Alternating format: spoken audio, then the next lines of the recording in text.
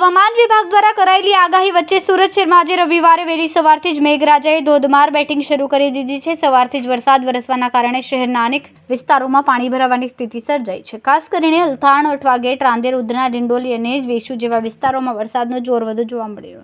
સુરત માટે હવામાન વિભાગ દ્વારા આગામી 3 દિવસની ભારેથી અતિભારે વરસાદની આગાહી કરવામાં આવી છે અને આ વચ્ચે શહેરમાં રેડ એલર્ટ જાહેર કરાયું છે। સતત વરસાદના કારણે શહેરની જનજીવનની ગતિ ધીમી પડી છે।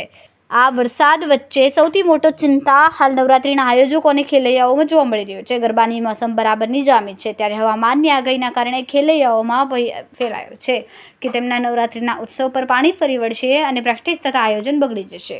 કેમેરામેન સેનિલ વિરાણી સાથે વિશાલ છેઠા, માનવ પ્રભા ન્યૂઝ, સુરત।